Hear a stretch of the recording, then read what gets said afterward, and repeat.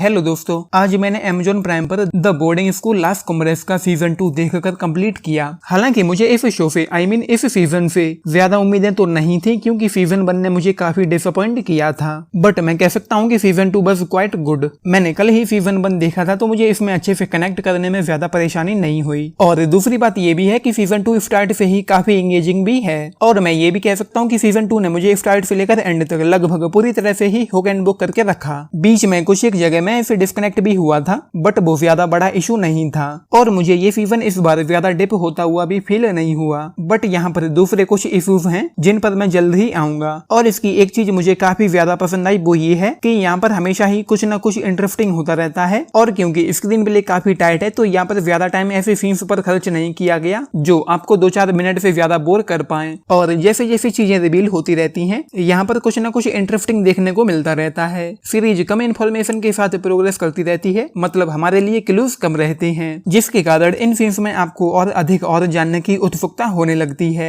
अब चूंकि यह शो एक ऐसे शो का रिबूट वर्जन है जिसके ऑलरेडी 6-7 सीजन आ चुके हैं, तो मुझे ये आइडिया तो था कि यहाँ पर सारी चीजें हमें क्लियर नहीं हो पाएंगी। इसलिए मेरी ज्यादा जानने की इच्छा सीरीज के खत्म होने से पहले ही सीमित थी, और मैं इसे पर्सनल रीजंस के चलते बिंज वॉच तो नहीं कर पाया। बट जब तक मैंने इसे देखा, तब तक मैं इस शो को छोड़कर कहीं और जा ही नहीं पाया। मतलब एक टाइम ऐसा आता है ना, जब हमारा शो या मूवी में मन नहीं लगता और हम उसे छोड़कर सोशल मीडिया या फिर इंटरनेट पर कुछ और सर्च करने लग जाते हैं। तो इस बार मेरे साथ वो चीज नहीं हुई। सीजन 1 के एंड में जो कुछ भी हुआ था, उसके बाद हेड मिस्ट्रेस स्कूल के नियम कानून और ज्यादा सख्त कर देती है। दूसरी तरफ पॉल और अमाया मानू की खोज में चुपके चुपके लगे रहते हैं, और उन्हें धीरे धीरे यहाँ के सीक्रेट्स पता चलते रहते हैं। मैं आपको स्टोरी लाइन के बारे में इससे ज्यादा तो नहीं बताऊंगा, बट इस बार शो में हमें काफी सारे काफी अच्छे ट्विस्ट और टर्न्स देखने को मिलते हैं। और फोर्थ एपिसोड के एंड में जो भी चीजें हुई, वो मेरे लिए काफी सरप्राइजिंग रही। और सेकंड एपिसोड मुझे फर्स्ट हाफ तक काफी स्लो फील हुआ। बट दूसरी तरफ इस बार शो में इतना तो पोटेंशियल था जो आपको इसे एक ही बार में एंड तक देखने के लिए मजबूर और आगे भी जानने के लिए उत्साहित कर सके।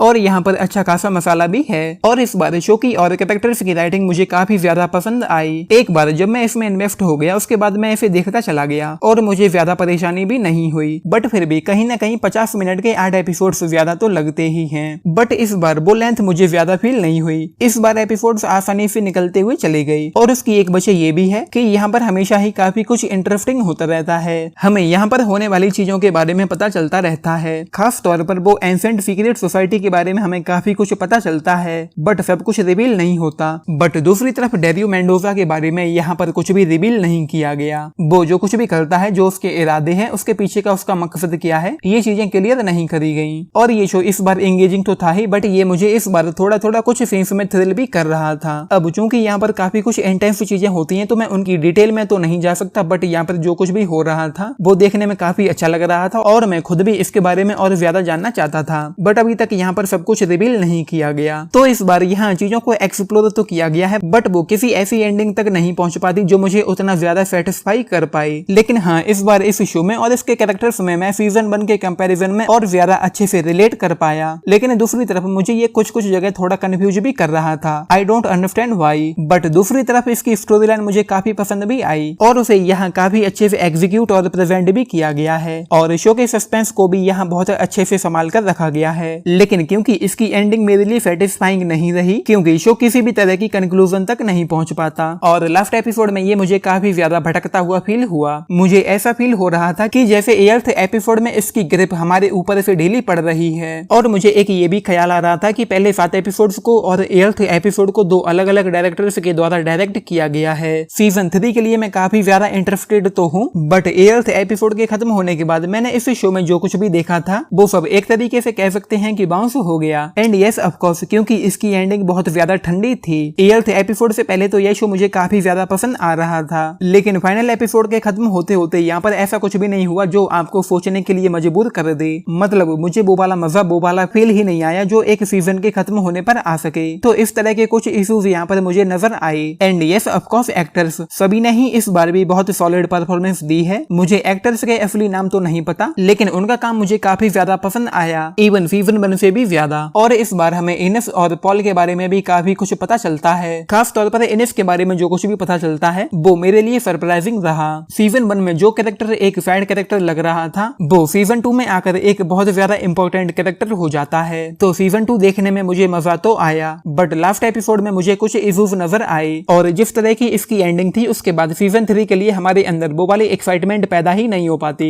बट मैं सीजन 3 को भी अवश्य देखना चाहूंगा और इसकी tone, lighting, cinematography, colour correction, location और विजुअल इफेक्ट्स तो सीजन 1 की तरह ही इस बार भी अच्छे थे। So 3.5 stars, that's my rating for season 2 of the boarding school Las Cumbres. मैं चाहता हूं कि आप इस वीडियो पर रिएक्ट अवश्य करें, फिर चाहे आप लाइक करें या dislike, it's up to you. बाकी अगर आप लोगों ने देखा है the boarding school Las Cumbres का सीजन 2 तो मुझे नीचे लिखकर बताना कि आप लोगों का इस पर क्या टेक है। And of course like, share and subscribe भी करना चैनल को, वीडियो को। चलिए, it's the moment for me to say Tata.